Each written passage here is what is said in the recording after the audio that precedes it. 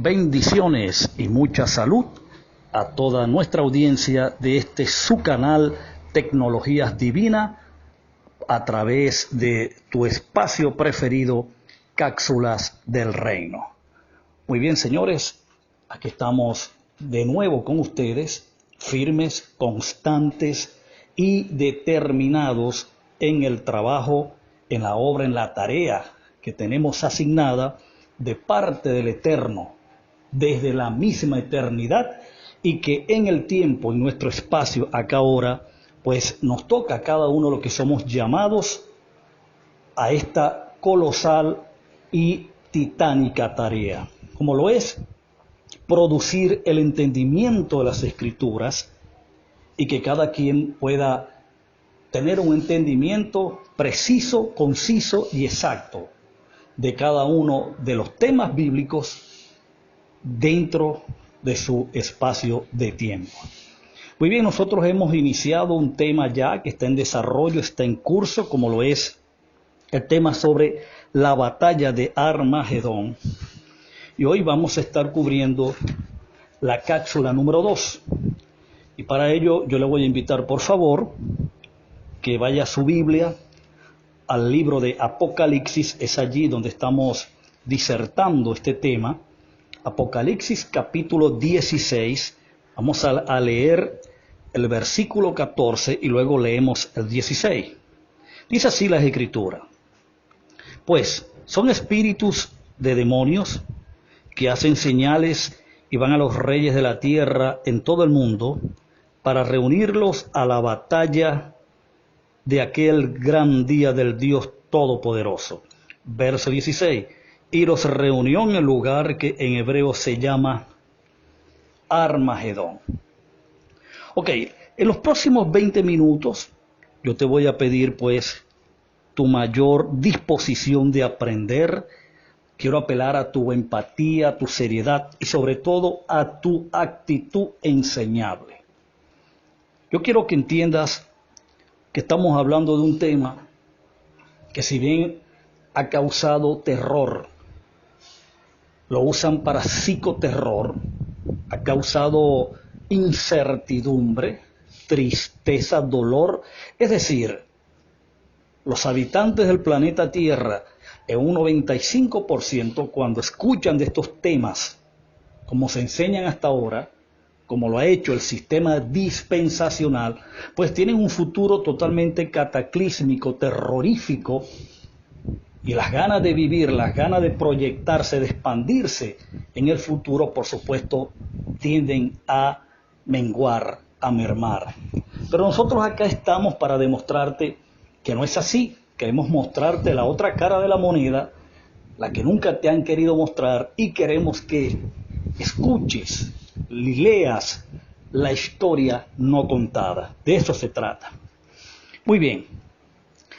En esta segunda cápsula quiero observar, juntamente con ustedes, el paralelo que existe entre el capítulo 1 al 4 del libro de Isaías y el capítulo 16 de Apocalipsis, un pasaje en particular del capítulo 6, el versículo 12. Pero esencialmente, Isaías, del capítulo 2 al 4, es quien recibe la revelación, es sobre quien recae la profecía de lo que sería la batalla de Armagedón, pero siendo un evento muy distante de los días del profeta Isaías, por supuesto que esta profecía, el contenido de esta profecía, es decir,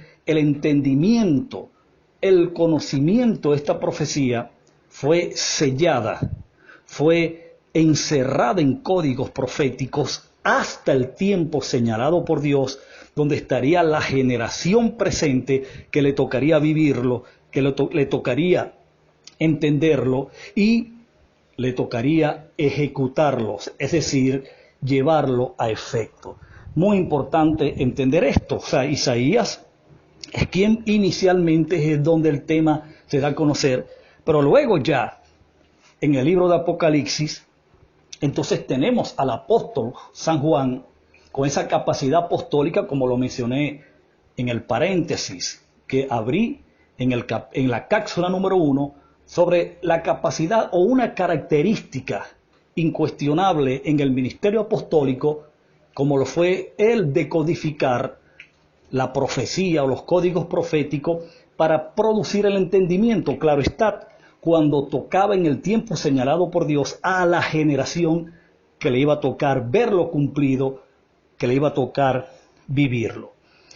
Muy bien, entonces vamos a extraer de estos pasajes, de estos libros, vamos a extraer 4 cosas que nos van a ayudar a entender la relación que existieron entre ellos, y así de esta manera continuaremos avanzando en el análisis del libro.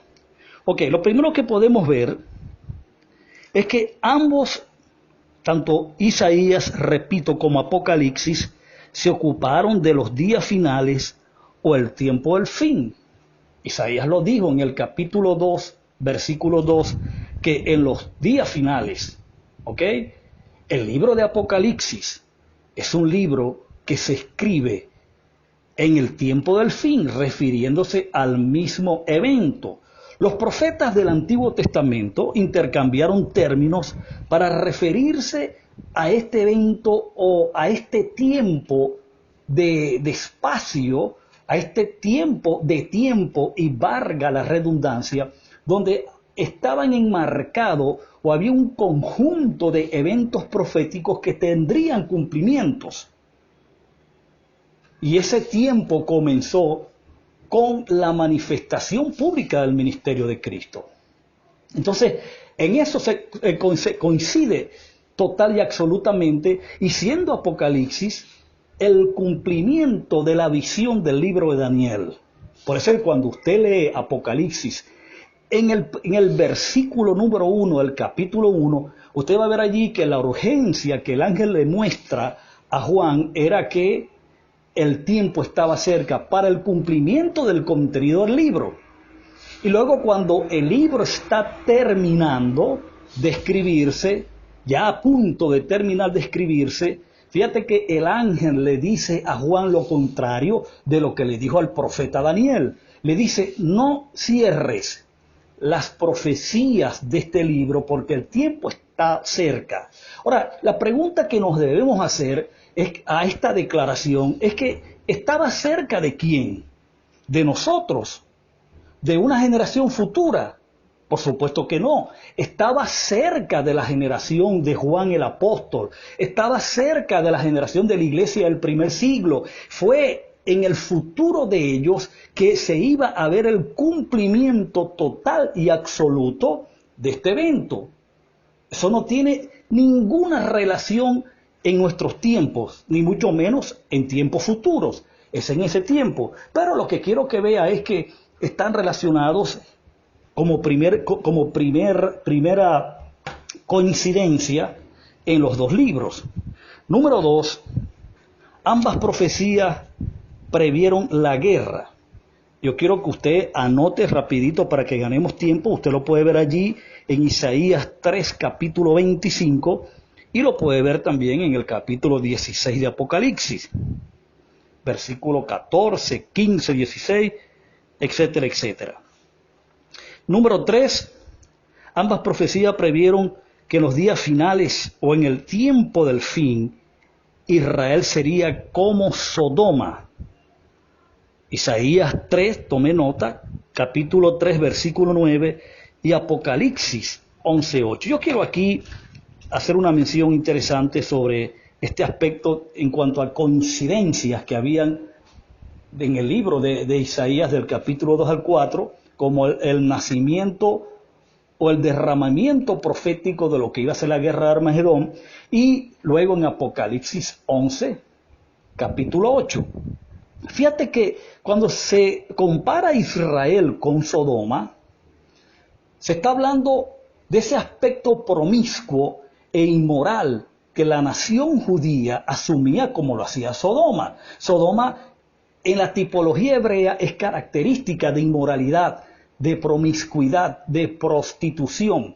En este caso se utiliza para hablar de un aspecto sobre esto de la prostitución o la fornicación, pero espiritual, haciendo énfasis o señalando lo que fue el pecado de la idolatría que Israel cometía a diario al darle la espalda al Dios de su pacto y volverse a dioses paganos, a dioses totalmente efímeros, inexistentes, dioses inservibles de las demás naciones, serviles a estos dioses, a estas imágenes hechas por manos de hombre. A eso fue a lo que la Biblia señaló cuando comparó a Israel, la nación, o le dio ese aspecto simbólico de Sodoma, porque era, de alguna manera, era algún tipo de promiscuidad o inmoralidad sexual, pero en el ámbito espiritual.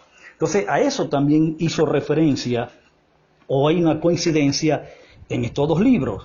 Y número 4, ambas profecías dijeron que en los días finales, escuche esto que es muy importante, que en los días finales Israel sería juzgada por la culpabilidad de haber derramado, o se le iba a cobrar la culpa de haber asesinado o derramado toda la sangre justa en la tierra, toda la sangre de profetas, de justos, de apóstoles, de mártires de Cristo, toda la sangre de estos personajes, todos y cada uno de ellos, que eran inocentes, que por el solo hecho de servirle a Dios, que por el solo hecho de ser íntegros, obedientes a Dios, adoradores de Dios, pues le costó la muerte. Esa actitud, esa devoción, le costó la muerte, fueron asesinados cruelmente. Y en estos dos libros se hace señalamiento de que a la Israel del primer siglo, propiamente la Jerusalén del primer siglo, la ciudad de Jerusalén, a quien Apocalipsis llamó Babilonia, sobre esa ciudad, sobre los que estaban vivos en ese entonces en Jerusalén, todos y cada uno de aquellos que fueron partícipes de la entrega de Cristo, estuvieron de acuerdo con su muerte, con su crucifixión, quienes nunca le aceptaron, pues sobre esa Jerusalén, sobre esos judíos, esa Israel del primer siglo, iba a ser cobrada en venganza toda esta sangre. Y es bueno apuntar a esto. Vamos a observar más de cerca este último punto. Por ejemplo, Isaías capítulo 4, quiero que vayas allá por favor, quiero que lo leas conmigo. Isaías capítulo 4, se hace mención de esto. Interesante este pasaje. Verso 4 de Isaías capítulo 4, dice: cuando el Señor lave las inmundicias de las hijas de Sión y limpie la sangre, note esto, y limpie la sangre de Jerusalén de en medio de ella con espíritu de juicio y con espíritu devastador. O sea, hay aquí un aspecto o un elemento jurídico de juicio, de venganza sobre aquellos actores que fueron los causantes del derramamiento de sangre, de toda esta sangre inocente que fue vertida en tierra por asesinatos, por homicidios, por genocidios. Fíjate que contabiliza desde un tiempo, menciona un individuo que fue Abel, desde Abel, que fue el primer justo en ser asesinado, hasta el último mártir cristiano durante el primer siglo. Muy importante ese detalle. Entonces Isaías 4 dijo que en los días finales Israel sería juzgado por el derramamiento de sangre justa mediante el espíritu de juicio y de fuego. Apocalipsis 11:8 dice: donde mataron al Señor de gloria, que fue en la ciudad de Jerusalén, y nadie tendría duda de que esta gran ciudad Babilonia, la que se menciona aquí en este pasaje de Apocalipsis 11:8, está haciendo referencia a Jerusalén. Yo creo que ningún estudioso de la Biblia ningún conocedor de la Biblia, ningún teólogo ni erudito que estuviese escuchando este estudio, este análisis en este momento, tendría dudas en reconocer que Cristo fue crucificado en Jerusalén. Es decir, fue muerto, asesinado por Roma en Jerusalén, pero ¿a quién se le cobró? ¿A quién se le cobraría la muerte de Cristo? Fue a los judíos. Y eso lo vamos a ver acá, porque estas muertes tienen relación directa con lo que fue la batalla de Armagedón. Ahora, el momento de este juicio, cuando Israel sería juzgado por el derramamiento de sangre justa, a esto es a lo que se llamó, escuche bien, la batalla de Armagedón. Fíjate que no tiene que ver absolutamente nada con el genocidio, el holocausto que el sistema dispensacional nos ha querido transmitir. Es totalmente falso, de toda falsedad, de que las tres terceras partes de los hombres del mundo y las 2/3 partes de los judíos serían aniquilados. Es totalmente falso de que serán usadas armas bélicas, nucleares, atómicas, bacteriológicas. Es totalmente falso. Fue una guerra que tuvo un objetivo en la Biblia bien divisado, bien claro. Y ese objetivo fue Jerusalén, la del primer siglo. A eso fue a lo que Isaías inicialmente llamó la batalla de Armagedón, ¿sí? Que es un lugar donde fueron reunidos para esa batalla, donde en el año 70 después de Cristo, cuando los judíos estaban reunidos en Jerusalén para celebrar, cercanos al año 70 después de Cristo, para celebrar el Yom Kippur, para celebrar la fiesta más solemne de su calendario de fiestas, como lo fue el día de la expiación, Roma decidió sitiar la ciudad mediante sus ejércitos y las 10 naciones aliadas, representadas en los 10 cuernos de la bestia, y le pusieron fin a Israel y a todas las sediciones y revueltas que los judíos armaron durante el primer siglo, durante el imperio de Roma. A eso se llamó la guerra de Armagedón, siendo Dios quien utilizó a estos vasos de ira. ¿Para qué? Para vengarse de la sangre, para vengar las almas de los que habían muerto injustamente por estos judíos. No fue en balde que Cristo dijo en Mateo capítulo 23, oh Jerusalén, Jerusalén, que matas a los profetas y apedreas a los que te son enviados.